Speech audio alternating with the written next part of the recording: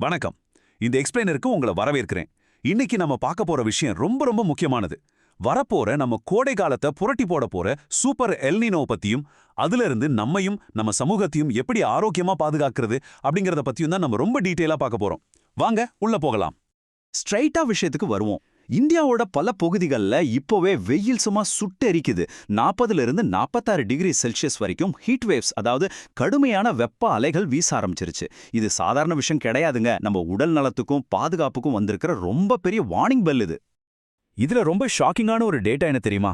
நம்ம நாட்டுல இருக்கிற 60% விவசாயிகள் வரப்போற பருவமழையை மட்டுமே முழுசா நம்பி விவசாயம் பண்றாங்க. ஆனா அந்த பருவமழைக்கு இப்போ ஒரு பெரிய ஆபத்து காத்திருக்கு. கொஞ்சம் யோசிச்சு பாருங்க, நம்ம ஒட்டுமொத்த உணவு பாதுகாப்பும் எந்த அளவுக்கு பாதிக்கப்படும்னு. எல் நினோமின் அமைப்பு. சரி, நாம எதை எதிர்கொள்ள போறோம்னு தெரிஞ்சுக்க முதல்ல பசிபிக் பெருங்கடல்ல என்ன நடக்குதுன்னு புரிஞ்சுக்கணும். இந்த எல் நீனோ எப்படி வேலை செய்யுதுன்னு பாருங்க. மத்திய மற்றும் கிழக்கு பசிபிக் கடல்ல இருக்கிற தண்ணி வழக்கத்தை விட அதிகமா சூடாகிறதால பொதுவா நமக்கு மழையை கொண்டு வர்ற காத்தோட வேகம் ரொம்பவே குறைஞ்சிடுது. சிம்பிளா சொல்லணும்னா நம்ம மழைக்காலத்தை இதை அப்படியே பிளாக் பண்ணிடுது. இப்போ சயின்டிஸ்ட்லாம் ஒரு பெரிய வார்னிங் கொடுத்திருக்காங்க. அதாவது 2026ல ஒரு சூப்பர் எல்னினோ வர வாய்ப்பு இருக்குன்னு சொல்றாங்க. இது சாதாரண எல்னினோ இல்லைங்க. கடல் வெப்பநிலை சராசரியை விட 2 டிகிரி செல்சியஸ்க்கும் மேல அதிகமாகிற ரொம்பவே தீவிரமான ஒரு கிளைமேட் ஈவெண்ட். இது உலகத்தோட வானிலையவே ரொம்ப மோசமா மாத்தக்கூடியது. இருவேறு விளைவுகளை தரும் பருவமழை. சரி, இந்த கிளைமேட் சேஞ்ச் இந்தியாவில் எந்த மாதிரியான 2 வித்தியாசமான பாதிப்புகளை ஏற்படுத்த போகுதுன்னு அடுத்ததா பார்ப்போம். நம்ம இந்திய வானிலை ஆய்வு மையம் என்ன சொல்றாங்கன்னா, இந்த வருஷம் நமக்கு கிடைக்க வேண்டிய மழை அளவு ரொம்பவே குறைவா தான் இருக்கும்னு கணிச்சிருக்காங்க. அதாவது நம்மளோட நீண்ட கால சராசரியில வெறும் 92% மழை தான் நமக்கு கிடைக்குமா. இதுல ரொம்பவே பயமுறுத்தக்கூடிய இன்னொரு விஷயமும் இருக்கு.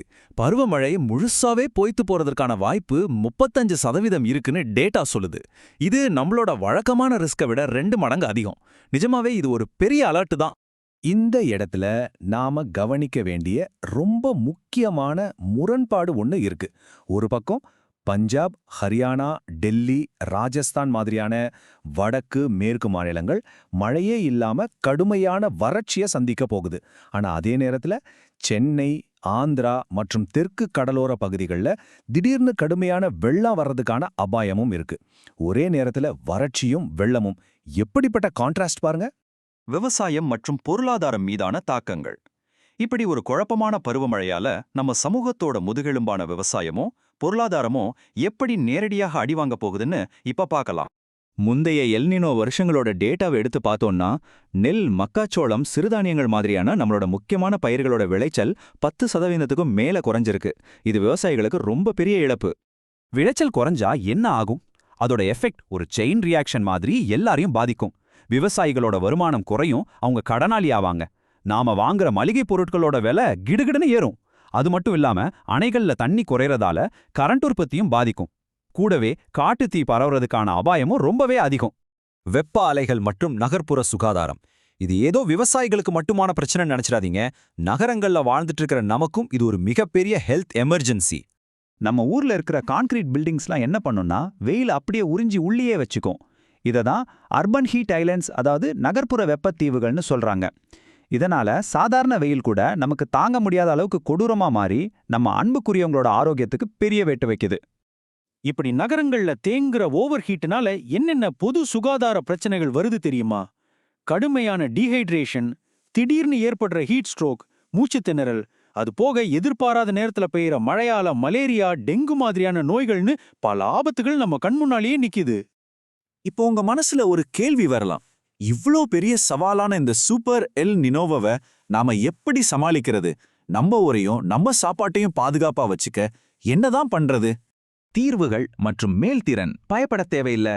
இதிலிருந்து நம்மை காப்பாத்திக்க என்னென்ன தீர்வுகள் இருக்கு, எப்படிப்பட்ட திட்டங்கள் நம்ம கிட்ட இருக்குன்னு ஒரு சர்வைவல் டூல் கிட் மாதிரி இப்ப பார்க்கலாம். விவசாயத்தை காப்பாத்த அரசாங்கம் ஏற்கனவே மாவட்ட வாரியா பல திட்டங்களை ஆரம்பிச்சிட்டாங்க. முக்கியமா தண்ணி கம்மியா தேவைப்படுற, சீக்கிரமா வளரக்கூடிய, வறட்சியை தாங்குற பயிர்களை நடச் சொல்லி விவசாயிகளை ஊக்கப்படுத்திட்டு வராங்க. இதெல்லாம் ரொம்பவே ஒரு ப்ரோஆக்டிவான மூவ். நகரங்களை வெயில்ல இருந்து காப்பாத்த ரொம்பவே இன்ட்ரெஸ்டிங்கான ஒரு இயற்கையான சொல்யூஷன் இருக்கு. அதுதான் பசுமை மற்றும் நீல உள்கட்டமைப்பு, அதாவது GBI, green and blue infrastructure. சிம்பிளா சொல்லணும்னா மரங்கள் வளர்க்குறதும் நீர்நிலைகளை சீரமைக்கிறதும் தான். இது இயற்கையாவே நம்ம நகரங்களை கூலா வச்சுக்கும். இந்த டேட்டாவை பார்த்தா உங்களுக்கே ஆச்சரியமா இருக்கும். இயற்கையோட பவர் எப்படிப்பட்டது பாருங்க. நம்ம ஊர்ல இருக்கிற சதுப்பு நிலங்களும் பூங்காக்களும் அதை சுத்தி இருக்கிற இடங்களோட வெப்பநிலையை கிட்டத்தட்ட 5 டிகிரி செல்சியஸ் வரைக்கும் அப்படியே குறைச்சிடுவான். இது நிஜமாவே ஒரு பெரிய மேஜிக் தாங்க. இதுக்காக நம்ம ஊருக்குள்ள பெரிய காடெல்லாம் உருவாக்க வேண்டாம். நம்ம ஏரியாவுல இருக்கிற மரங்களோட எண்ணிக்கைய ஒரு 5% அதிகமாக்குனா கூட போதும். வெப்பநிலையில முழுசா 1 டிகிரி குறைஞ்சிடும். இதனால ஹீட்னால வர்ற நோய்களும் குறையும். நம்ம வீட்டு ஏசி கரண்ட் பில்லும் 30% வரைக்கும் மிச்சமாகும். எப்படிப்பட்ட ஐடியா பாத்தீங்களா? கடும் வெப்பம் தவிர்க்க முடியாததா இருக்கலாம், ஆனா அதனால வர்ற பாதிப்புகளை கண்டிப்பா நம்மால தடுக்க முடியும். சிட்டில மரங்கள் நடுறதா இருந்தாலும் சரி, விவசாயிகளுக்கு ஹெல்ப் பண்றதா இருந்தாலும் சரி, இந்த கிளைமேட் சேஞ்சுக்கு ஏத்த மாதிரி நம்ம நாமே தயார்படுத்திக்கிறது மட்டும்தான் மனித உயிர்களை காப்பாத்துறதுக்கான ஒரே வழி.